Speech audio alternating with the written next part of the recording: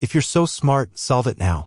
If you're as smart as you think you are, then fix it now, yelled Mr. Harrison, TechCorp's chief technology officer, pointing to the red screens flashing throughout the control center. The system had crashed completely 3 hours ago, paralyzing operations for dozens of client companies. Maya Jenkins, only 24 years old, was there just to deliver the lunch Mr. Harrison had ordered through the app. Her thermal backpack was still slung over her shoulder when she dared to comment on the error code she saw on the main screen. A comment that made all the engineers stop working and look at her as if she had spoken in an alien language. "Sorry, but that error is caused by a cache memory conflict," she said simply as she placed the order on the table. "You tried to reboot the primary server without clearing the pending transaction buffer." The silence that followed was deafening. 20 engineers from top universities, some with six-figure salaries, were confronted by a food delivery girl who had identified in seconds what they had been unable to solve in hours. "Very funny," Mr. Harrison laughed sarcastically, his voice dripping with condescension. "I bet you didn't even finish high school. How about you go back to your deliveries and leave the real work to those who understand it?" The other engineers chuckled, some shaking their heads in disdain. Mr. Evans, the senior engineer, crossed his arms and said, "Girl, this isn't like fixing a broken microwave. This is an infrastructure system that moves millions of dollars." Maya stood motionless, her brown eyes maintaining a calmness that contrasted sharply with the chaos around her. There was something in that look, an almost dangerous serenity that suggested she knew something they didn't. "All right," she replied in a soft voice, adjusting the strap of her backpack. "But when you find out that I'm right and the system is back up and running in exactly 2 minutes after you follow my suggestion, remember this moment." Mr. Harrison let out a loud, exaggerated laugh. 2 minutes? Honey, that system has been down for 3 hours. We have a team of 20 experts trying to fix it. You really think a food delivery girl is going to teach us something? Maya smiled slightly. A smile that didn't reach her eyes, but carried a weight that made some of those present feel inexplicably uncomfortable. It was as if she was keeping a secret too powerful to be revealed before the time was right. If this story of prejudice and underestimation touched your heart, don't forget to subscribe to the channel to find out how a simple lunch delivery would become the catalyst for a revolution that no one would ever forget. Mr. Harrison couldn't get that moment out of his head. 3 days had passed since the delivery woman had dared to correct him in front of his entire team. And worst of all, she was right. The system had returned to normal exactly 2 minutes after they followed her suggestion. But Mr. Harrison wasn't the kind of man who would allow himself to be humiliated by someone he considered inferior. With a degree from Ivy Tech, 15 years of experience in technology, and a salary of $200,000 a year, he simply couldn't accept that a simple food delivery girl knew something he didn't. "I got her name," said Mr. Evans, entering Mr. Harrison's office with a mischievous smile. "Maya Jenkins, 24 years old, works for 3 different delivery apps, lives on the east side of town. And here's the interesting part." Mr. Evans paused dramatically. "She dropped out of college in her 3rd year of a computer science degree." Mr. Harrison raised his eyebrows. "Interested? Dropped out? Why?" "Apparently she couldn't pay her tuition. Low-income family unable to afford her education. Typical case of someone who dreams too big and doesn't have the structure to support her dreams." What Mr. Harrison didn't know was that Maya had been forced to drop out of college not because of a lack of ability, but because of a family tragedy. Her mother had been diagnosed with a serious illness in her 3rd year of college, and Maya had to choose between continuing her studies or working to pay for medical treatment. The choice was obvious. For 2 years, she worked 3 different jobs during the day and studied programming on her own during the early hours of the morning. Her desk was a cardboard box in the room she shared with her mother, and her computer lab was a used laptop she had bought with borrowed money. "You know what bothers me?" Mr. Harrison continued, turning his chair to look out the 23rd floor window. "People like her think they can come into our world and talk to us as equals. She doesn't understand that there's a hierarchy, a natural order of things." Mr. Evans laughed, sharing the same mindset. "Exactly.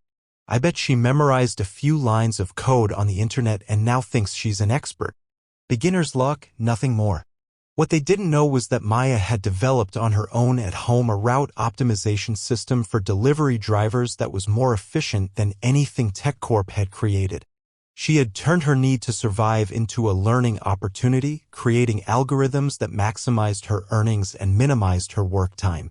The following Thursday, Mr. Harrison decided it was time to put the cocky delivery girl in her place.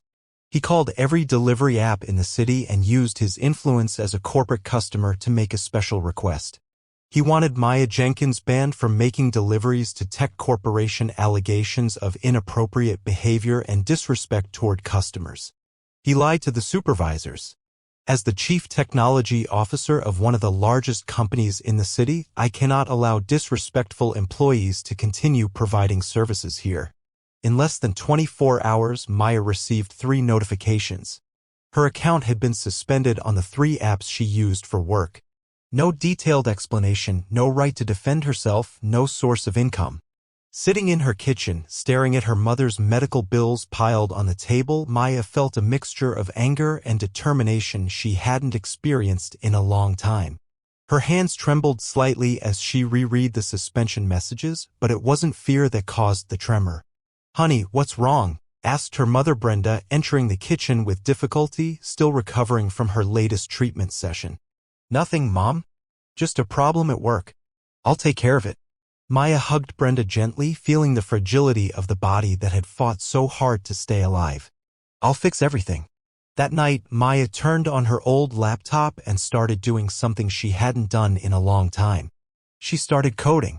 But this time it wasn't to optimize delivery routes or solve simple logic problems. This time she was building something much more ambitious. Every line of code she wrote was fueled by years of humiliation, of looks of contempt, of doors slammed in her face. Mr. Harrison had just awakened something in her that he could never have imagined. The silent fury of someone who had been underestimated her entire life and had finally decided to prove her worth. For a moment, when she read the suspension messages, Maya had hung her head and felt the familiar weight of injustice. But anyone who knew her true story would have known that she was just gathering strength like a storm that formed silently before unleashing its full power. Maya spent the next 2 weeks living a double reality. During the day, she desperately searched for new jobs, cleaning, waitressing, anything that would pay her mother's medical bills. At night, she transformed into someone completely different. A determined programmer building something that would change everything. What Mr. Harrison didn't know was that his attempt to destroy Maya's life had created the perfect fuel for something much bigger. Every no she received in job interviews. Every pitying look from employers. Every unpaid bill became another line of code in the system she was developing. "Honey, you've hardly slept," Brenda said, watching Maya typing frantically at 3 o'clock in the morning. "What project is that?" "Something that will change your lives, Mom. Trust me." At TechCorp, Mr. Harrison was celebrating his victory over the inconvenient delivery girl. During a meeting with his team, he couldn't resist telling the story as if it were a funny anecdote. "Remember the girl who dared to correct us last week?" Mr. Harrison laughed, leaning on the conference table. "Well, let's just say she won't be bothering us anymore. I used my contacts to make sure she's blacklisted from every delivery app in the city." Mr. Evans roared with laughter. "Perfect. She needs to learn that there's a natural hierarchy. People like us don't take insults from people like her." What they didn't know was that Sophia Lynn, a senior programmer on the team, was discreetly recording the conversation on her phone. Sophia had been the only one to defend Maya on that fateful day, but she had been quickly silenced by her colleagues. Now, hearing Mr. Harrison openly admit to ruining an innocent person's life, she felt she had to act. That same night, Sophia did something that could cost her her job. She tracked Maya down through social media and sent her a private message. "Hi, Maya. I'm Sophia. I work at Tech Corporation. I was there the day you solved our system problem. I need to tell you some things about what Mr. Harrison did to you. Can we talk?" When Maya received the message, she initially hesitated. It could be a trap, but something in the sincerity of Sophia's words made her agree to meet her at a discreet coffee shop in the city center. "He really did that?" Maya asked incredulously after listening to the recording of the meeting where Mr. Harrison admitted to sabotaging her career. "Worse. He's bragging about it, Sophia replied, her eyes flashing with indignation. Mr. Harrison is a narcissist who can't stand being corrected by anyone, especially a woman of color. He did it out of pure wounded ego. Sophia slid a piece of paper across the table. These are the contact details for all of TechCorp's major corporate clients, companies that rely on our systems for critical operations. If someone could prove that Mr. Harrison is making decisions based on personal bias rather than technical competence. Maya took the paper with trembling hands. Why are you helping me? You don't even know me. Because I've been where you are, Sophia sighed. 3 years ago, Mr. Harrison tried to fire me after I corrected a mistake he made in an investor presentation.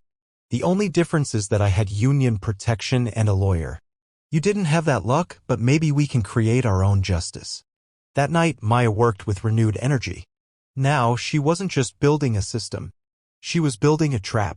Her project had evolved into something much more ambitious, a security vulnerability analysis platform that could scan any corporate system and identify critical flaws in real time. But the real genius lay in what she had discovered during her sleepless nights of research. TechCorp had dozens of critical vulnerabilities in its own systems, flaws that Mr. Harrison and his team of 20 engineers had failed to detect, but which she had mapped out completely.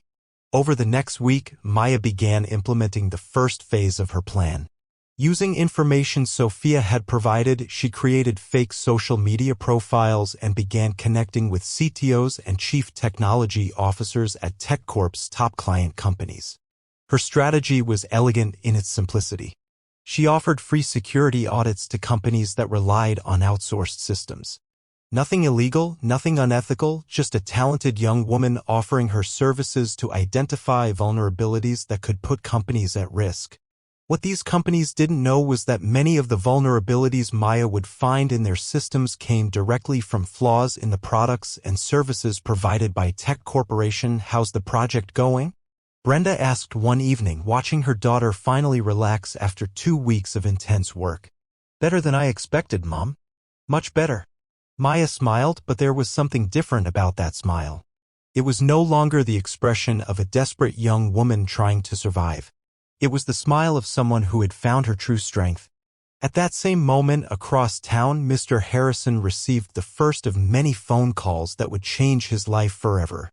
The CTO of Megacorp, one of TechCorp's largest clients, was on the line. Mr. Harrison, we need to talk urgently. We've received an independent security report that shows critical flaws in all the systems you implemented for us. Flaws that you assured us didn't exist. Mr. Harrison felt a chill run down his spine. There must be some mistake, Mr. Rodriguez. Our systems have passed every check. The report is from a security expert named M. Jenkins. Do you know her? The phone almost slipped out of Mr. Harrison's hand. M. Jenkins. Maya Jenkins, the delivery girl he had destroyed, was back, and apparently she wasn't delivering food anymore. Mr. Harrison, are you still there? Yes. Yes. I'll look into it right away. When Mr. Harrison hung up the phone, his hands were shaking slightly. It wasn't fear that caused the tremor. Not yet. It was the growing realization that maybe, just maybe, he had seriously underestimated someone he should have left alone. But what Mr. Harrison didn't know yet was that this phone call was only the first in a carefully orchestrated series. Maya wasn't just attacking a TechCorp client. She was preparing a systematic exposé that would reveal years of technical negligence, decisions based on prejudice and incompetence masquerading as authority. While Mr. Harrison struggled to understand how a simple delivery girl had gained access to such detailed information about vulnerabilities that his own team hadn't detected, Maya was 3 steps ahead, implementing the second phase of a plan that would turn his public humiliation into a lesson Mr. Harrison would never forget. For a moment, when he saw the name M. Jenkins on his computer screen, Mr. Harrison felt a twinge of something that could have been recognition or perhaps even regret. But anyone who knew the true nature of justice knew that some mistakes are too big to be corrected with simple apologies. And that sometimes the only language people like Mr. Harrison understand is one spoken through consequences impossible to ignore. The following Monday, Mr. Harrison arrived at the office to find his secretary pale-faced and with a stack of urgent messages on her desk. "Mr. Harrison, we need to talk," she said nervously. "We've had 12 contract cancellations in the last 24 hours, all citing the same reason: critical security flaws identified by an independent audit." Mr. Harrison felt the floor drop out from under him. 12 contracts represented nearly 60% of TechCorp's annual revenue. What audit? Who authorized this? No one authorized it, sir. A consultant offered free reviews to our customers and, well, they took him up on it. The phone rang. It was Mr. Sterling, CEO of Dataflow Systems, one of the company's largest customers.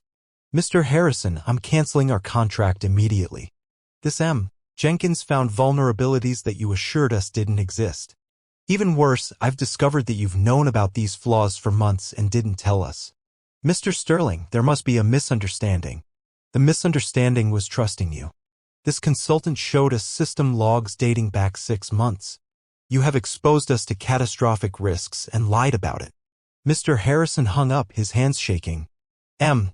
Jenkins had access to TechCorp's internal logs. How is that possible? The answer came in the form of an email. Sophia Lynn had sent a message to the entire company with a subject line: transparency and integrity, a necessary conversation. "Dear colleagues, as an employee of this company for 5 years, I feel compelled to share some information that affects our professional integrity." The email went on to detail how Mr. Harrison had used his position to sabotage Maya's career out of pure prejudice, including recording the meeting where he bragged about destroying her life. "Maya Jenkins identified a critical problem in our systems in seconds. Our response was to humiliate her and then ruin her livelihood. Meanwhile, the same vulnerabilities she pointed out have cost us millions in security breaches over the past few months." Within 15 minutes, the email had spread throughout the company. Within 30 minutes, it was on social media. Within an hour, every tech website in the city was covering the story. Mr. Harrison burst into Sophia's office. "You're fired. How do you defame me like that?" "Actually," said a calm voice from the doorway, "she's protected by employment laws against discrimination. And you're in serious trouble." It was Maya, accompanied by a lawyer and 2 journalists. She was carrying a laptop and a folder full of documents. "Surprise," she said with a serene smile. "I'm here to do that security audit you insisted I wasn't capable of doing." Mr. Harrison choked. You can't be here." "Security? Call security." "I didn't break in," Maya replied calmly. "I was officially hired by TechCorp's board of directors to conduct a full audit following revelations of systematic negligence. Apparently, when 12 major clients cancel contracts on the same day, shareholders start asking uncomfortable questions." The journalists turned on their cameras. One of them asked, "Mr. Harrison, is it true that you used your corporate influence to sabotage the career of a qualified employee just because she corrected you publicly?" Mr. Harrison looked around desperately. Sophia was smiling discreetly. Mr. Evans had hidden in his office and other employees were watching through the glass partitions. That's a misunderstanding," Mr. Harrison stammered. Maya opened her laptop. "I can show you exactly what I found on TechCorp systems. 23 critical vulnerabilities that should have been fixed months ago. Flaws that cost the company's customers at least $4 million in losses." The screen showed detailed reports, error codes, system logs, irrefutable evidence of technical negligence. "The interesting part," Maya continued, "is that these flaws were easily identifiable. Any competent programmer would have spotted them during a basic routine review." Mr. Harrison felt the blood drain from his face. "Our systems passed all the checks." "Your checks were superficial and incompetent," Maya said, her voice remaining perfectly calm. "You prioritized speed of implementation over actual security. Exactly the kind of decisions someone would make if they were more concerned with protecting their ego than doing their job properly." Maya's lawyer spoke up. "Mr. Harrison, my client is considering lawsuits for defamation, intentional interference with contractual relations, and discrimination. The evidence is substantial and the customers affected by the technical negligence," added the second journalist, "are organizing a class action lawsuit against Tech Corporation. Estimated losses already exceed $8 million. Mr. Harrison slumped in his chair. In less than a week, he had lost most of his clients, the trust of his team, and now faced lawsuits that could destroy not only his career, but also his financial stability. Why? He asked, looking at Maya with a mixture of despair and something that could have been belated recognition. You could have just moved on. Maya closed her laptop and looked him straight in the eye. Because someone needed to show that competence has no color, social class, or origin, and because people like you only learn when the consequences are impossible to ignore.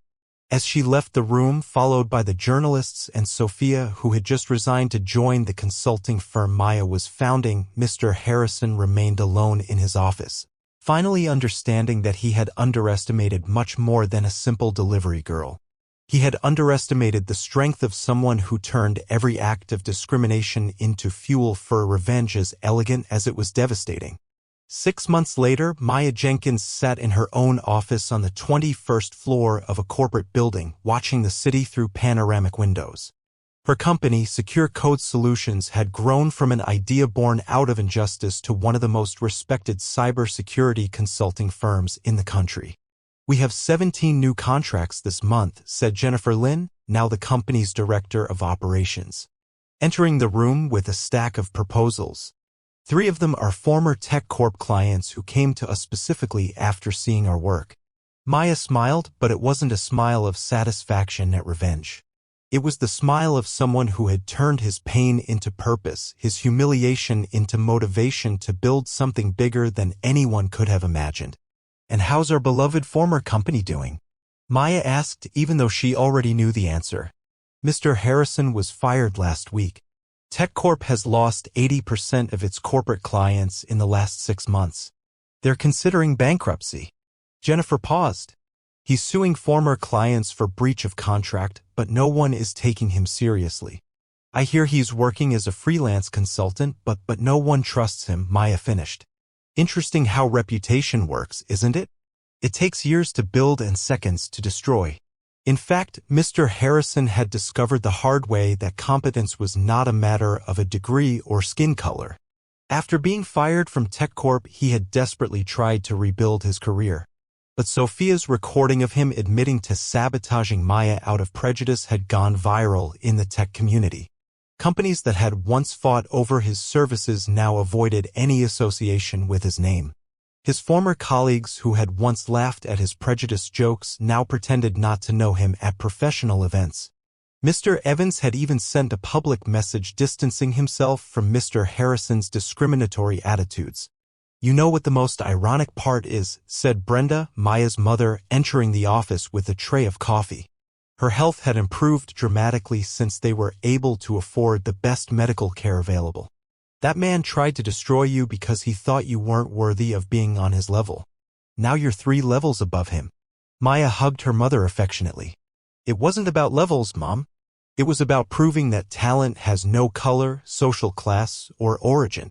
And that sometimes when the system fails to protect us, we have to build our own justice. The phone rang. It was an invitation to speak at the National Technology Conference, the same event where Mr. Harrison had been one of the keynote speakers for 5 years in a row. This time, he wasn't even on the guest list. I'm going to accept, Maya told Jennifer. I want to talk about how real diversity in technology isn't just a matter of social inclusion, but of technical excellence. How many problems could be solved more quickly if companies stopped underestimating people based on appearances? Meanwhile, across town, Mr. Harrison opened yet another rejection letter for a job opening. His bank account was nearly empty.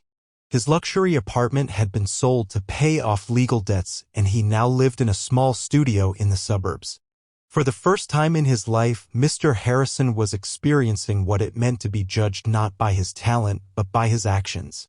And the consequences were far more devastating than anything he had done to Maya. You turned an attempt at humiliation into a show of strength, said Jennifer, watching Maya review new client contracts. That wasn't just revenge. It was justice. The best revenge, Maya replied, is not destroying those who hurt you. It's building something so extraordinary that it renders everything they tried to do against you irrelevant. A year after that fateful day at TechCorp, Maya had proven Mr. Harrison right about one thing. There really was a natural hierarchy. But it wasn't based on skin color, social background, or where someone went to school. It was based on competence, integrity, and the courage to fight for justice when the world tries to silence you. Secure Code Solutions now employed 45 people, including many talented professionals who had been underestimated by traditional companies. Maya had created not just a business, but a movement that proved that diversity and technical excellence went hand in hand. Mr. Harrison tried to destroy a food delivery worker because he couldn't accept that she was smarter than him. He ended up losing everything and unwittingly creating one of the most innovative technology companies in the country. Maya learned that true victory isn't about making your enemies suffer. It's about achieving such extraordinary success that they realize they were always too small to understand your greatness. If the story of overcoming adversity and justice has inspired you, don't forget to subscribe to the channel for more stories that prove that competence has no color and that sometimes the universe uses our greatest challenges to lead us to our greatest destiny.